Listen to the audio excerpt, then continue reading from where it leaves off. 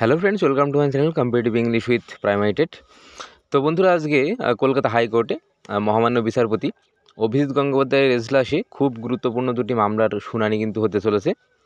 তো প্রথমত দেখো, 16,500 নিয়োগে মামলার শুনানি রয়েছে আজ। তো 16,500তে যে বিএড রয়েছে, তো সেই বিএডরা শিক্ষকতা করতে পারবে কিনা, তো সেই নিয়ে কিন্তু মামলা হয়েছে। তো অবশ্যই দেখাবো সেটা। আর পঞ্চম শ্রেণী ইনক্লুড নিয়ে এটা কিন্তু 2022 সালের যে টেট পাস প্রার্থীরা আছে, তো তারাই কিন্তু এই কেসটা করেছে। তো দেখো, এই মামলা দুটো কিন্তু ভীষণ ভীষণ গুরুত্বপূর্ণ আজকে। তো আজকে মহামান্য বিচারপতি অভিজিৎ গঙ্গোপাধ্যায়ের এজলাসে কিন্তু রয়েছে। তো যেটা 16,500তে যে বিএড রয়েছে, তো তাদেরকে বের করার জন্য যে মামলাটা রয়েছে, তো সেটা দুপুর 2টোর দিকে কিন্তু এর শুনানি রয়েছে। তো চলো তোমাদেরকে দেখিয়ে দিই। আচ্ছা, তার আগে বলে দিই, দেখো পঞ্চম শ্রেণী ইনক্লুড যে মামলাটা, তো এটা কিন্তু 2022 টেট পাসদের জন্য ভীষণ ভীষণ গুরুত্বপূর্ণ।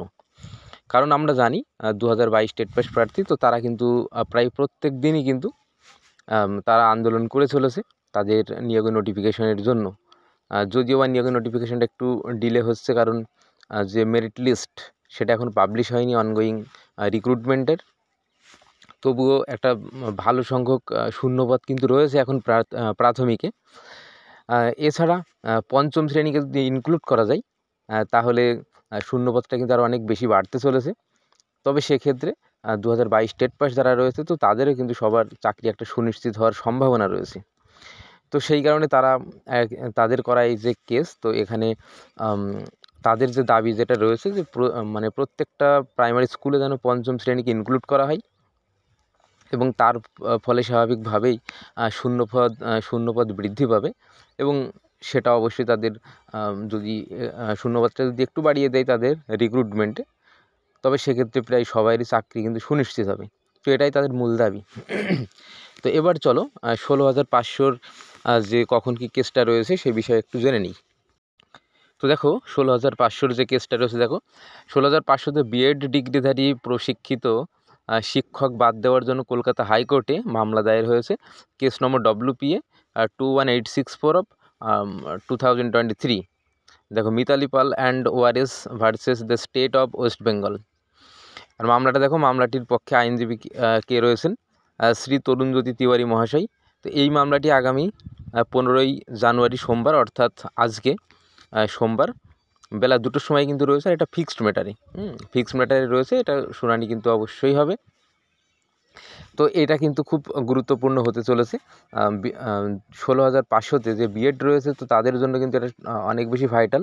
তো তারা এই যে এখন তারা বর্তমানে যে শিক্ষকতা করছে, তো তাদের এই শিক্ষকতাটা কন্টিনিউ হবে নাকি তারা মাঝপথে আবার বাদ চলে যাবে। যদিও বা এটা অবশ্যই যাই হোক না কেন, এটা এরপরে ডিভিশন বেঞ্চে গড়াবে। ডিভিশন বেঞ্চ থেকে কিন্তু একদম সুপ্রিম কোর্ট। তো শেষ পর্যন্ত কিন্তু এটা সুপ্রিম কোর্টে গিয়েই একটা ফয়সালা হবে।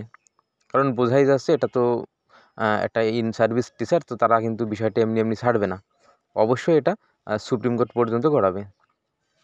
তো যাই হোক, দেখা যাক আজকে কি শুনানি হয় বা কি রায় দেন মহামান্য বিচারপতি অভিজিৎ গঙ্গোপাধ্যায়। আমাদের নজর থাকবে সেদিকে।